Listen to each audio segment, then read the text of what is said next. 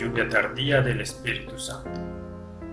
No hay nada que Satanás tema tanto, escribió Ellen White en 1887 mientras se encontraba en Europa, como que el pueblo de Dios despeje el camino retirando todo obstáculo de forma que el Señor pueda derramar su Espíritu Santo en una iglesia languideciente y en una congregación impenitente.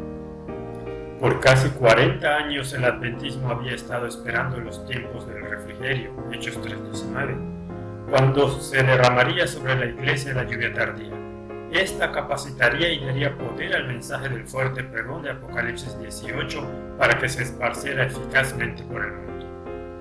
En una de sus primeras visiones se dijo a Ellen White que la lluvia tardía, el refrigerio de la presencia del Señor, el fuerte pregón del tercer ángel, capacitaría al pueblo de Dios para proclamar poderosamente la verdad en medio de las circunstancias más probatorias. La lluvia tardía y el fuerte pregón, si bien distintos entre sí, jamás se los puede separar, siendo la lluvia tardía la causa y el fuerte pregón el efecto.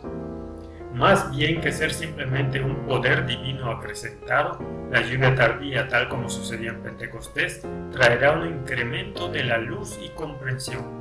Si se lo acepta, si se lo recibe en el corazón y se lo experimenta, ese mensaje que trae luz y poder dará al fuerte pregón la capacidad y el poder para envolver toda la tierra con el mensaje del Evangelio, de la gracia abundante de Dios para el tiempo del fin.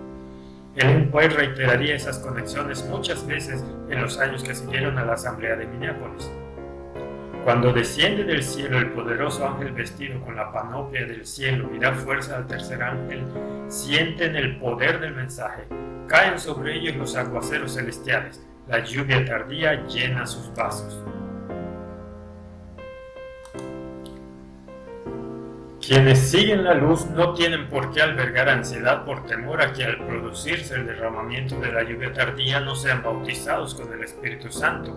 Si hemos de recibir la luz del glorioso ángel que va a alumbrar la tierra con su gloria, asegurémonos de que nuestros corazones están limpios, vacíos del yo y vueltos hacia el cielo, a fin de estar listos para la lluvia tardía. Tenemos ahora las invitaciones de la misericordia a convertirnos en vasos para honra, y en tal caso no necesitamos preocuparnos respecto a la lluvia tardía. Todo cuanto debemos hacer es mantener limpio el vaso y puesto boca arriba, listo para la recepción de la lluvia celestial, y mantenernos orando que la lluvia tardía llene mi vaso, que brille sobre mí la luz del ángel glorioso que se une con el tercer ángel. Dame una parte en la obra, permíteme dar voz a la proclamación, permite que colabore con Jesucristo. Cuando se derramó el Espíritu desde lo alto en el día de Pentecostés, la iglesia quedó inundada de luz, pero Cristo era la fuente de dicha luz. Su nombre estaba en toda lengua, todo corazón estaba lleno de su amor. Tal sucederá cuando alumbre toda la tierra con su gloria el ángel que desciende del cielo, teniendo grande poder. Otros, escribiendo en el contexto de 1888 y los años siguientes, han expresado esas mismas conexiones. A. G. Daniels, expresidente de la Asociación General, afirmó que los escritos de Ellen White emplazaban claramente la visitación de la lluvia tardía junto al fuerte pregón, la revelación de la justicia de Cristo y la inundación de la tierra con la luz del mensaje del tercer ángel. Se verá que todos esos eventos están íntimamente asociados y operan simultáneamente. La aparición de uno señala la de todos los demás. Leroy Fromm, escribiendo sobre el mensaje de 1888, llegó a sugerir que la lluvia tardía era un sinónimo del fuerte pregón debido a la conexión estrecha e inseparable existente entre ambos. La Enciclopedia Adventista del Séptimo Día, al describir la secuencia de eventos del tiempo del fin, afirma que a su vez la lluvia tardía capacita a la iglesia para llevar testimonio en el fuerte pregón y para mantenerse firme en el último gran tiempo de angustia. Woodrow Wilson resume tales ideas en su biografía de E. J. Wagoner. El fuerte pregón es una expresión que los adventistas del séptimo día invocan frecuentemente para describir el papel de la iglesia remanente puesta en pie para proclamar eficazmente el último mensaje de misericordia y advertencia al mundo. Ese será el efecto inmediato del poder del Espíritu Santo en la lluvia tardía.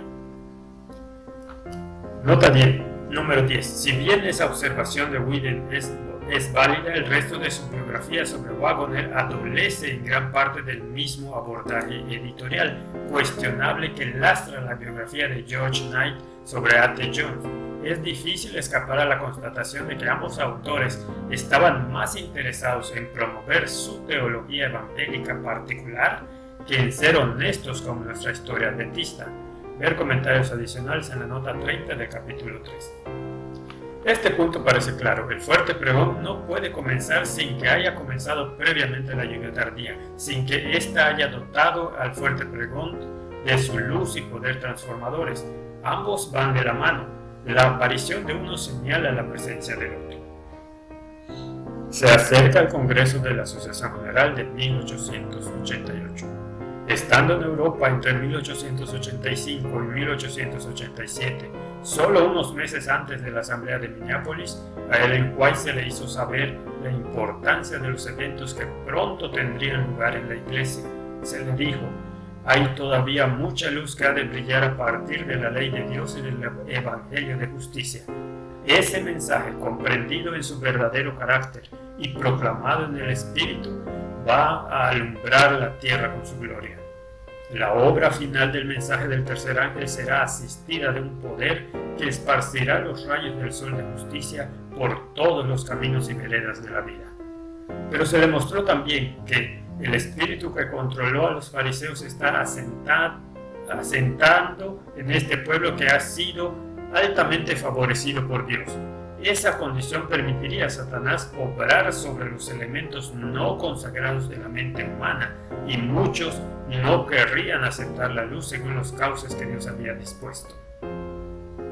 Esas vislumbres acerca de la condición del pastorado en la iglesia hicieron que Ellen White se sintiera terriblemente temerosa de asistir a nuestra asamblea en 1888. Situación que describiría en una carta circular dirigida a los hermanos dirigentes, calificándolo como el encuentro más importante al que jamás hayáis asistido. Con una asistencia estimada de unos 500, incluyendo a 96 delegados en representación de unos 27,000 miembros en todo el mundo, los resultados de aquel encuentro de líderes de iglesia habrían de tener un impacto perdurable en el movimiento adventista. No obstante, desde el principio mismo de las reuniones, Ellen White discernió un espíritu que le preocupó. A solo 2 días de haber comenzado el Congreso, declaró con entusiasmo que si así lo queremos, en este encuentro vendrá sobre nosotros el bautismo del Espíritu Santo. Pero tras haber hecho frente a las actitudes farisaicas y a disensiones surgidas durante la asamblea pastoral que precedió al Congreso de la Asociación General, no pudo por menos que preguntar: ¿cómo nos va a encontrar el tiempo de la lluvia tardía? Ellen White pronto supo algo que expresó en esta frase: el espíritu e influencia de los pastores que en general han acudido al encuentro es el de descartar la luz. Y afirmó también: la oposición más bien que la investigación está a la orden del día. Cuando el Señor obró en medio de ellos, algunos no recibieron la bendición. Habían tenido el privilegio de escuchar la más fiel predicación del Evangelio y habían oído el mensaje que Dios había dado a sus siervos para que se lo transmitieran a ellos, con sus corazones encadenados.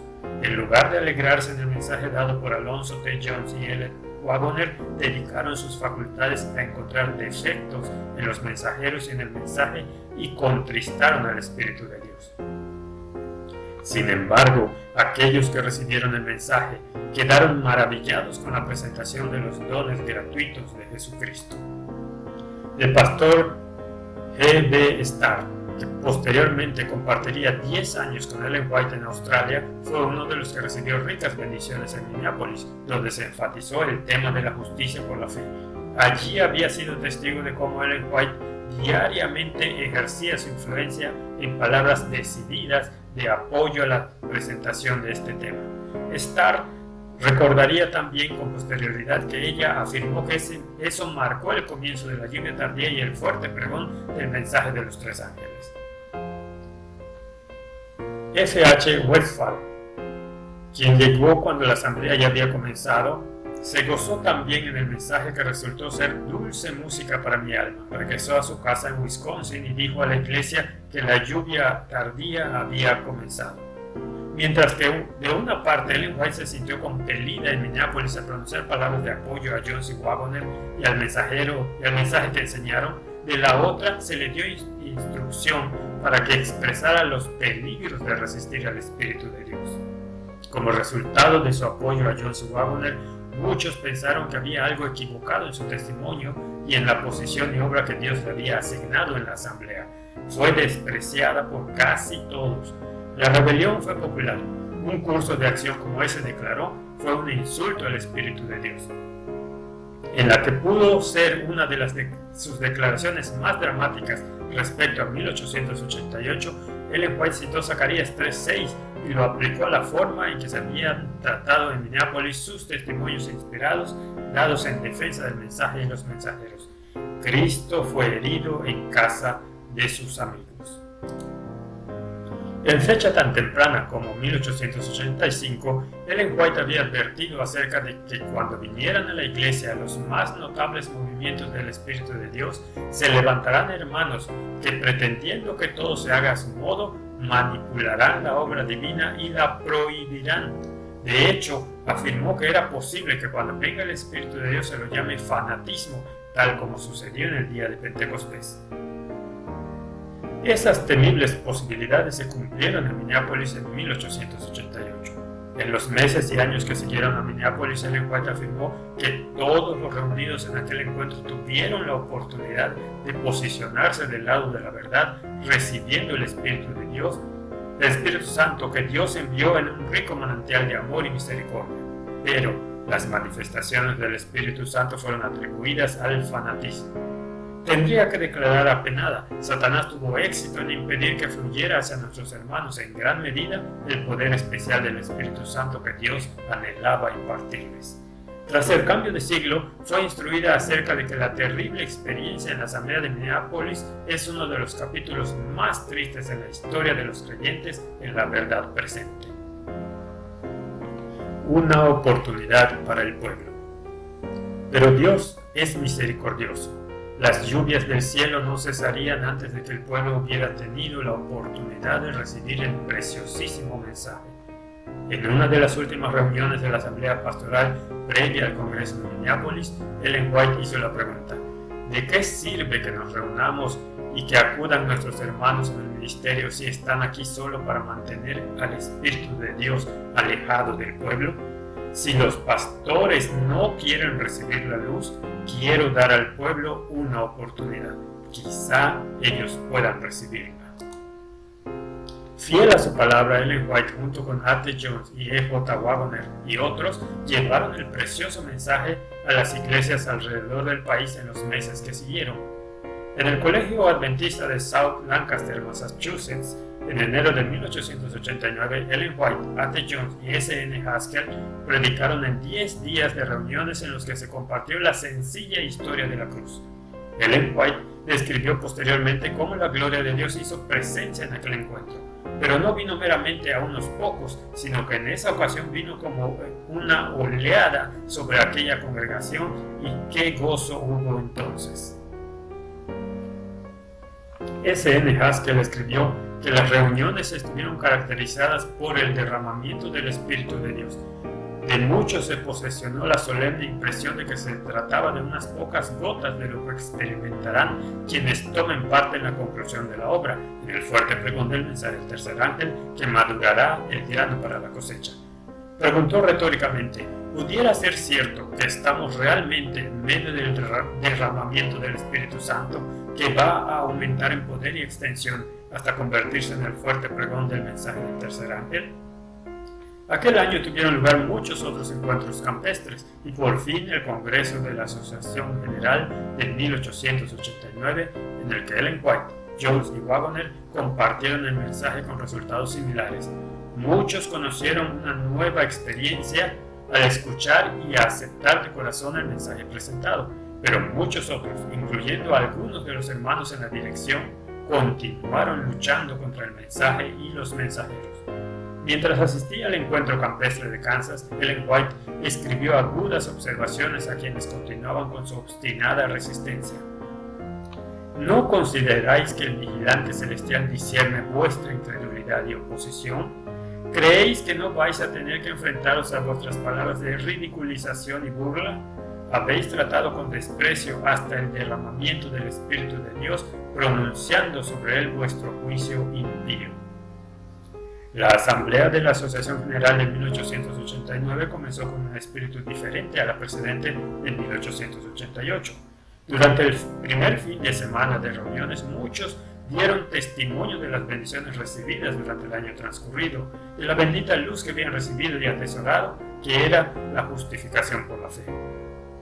Eso llevó a Ellen White a declarar que el Espíritu del Señor estaba entre nosotros.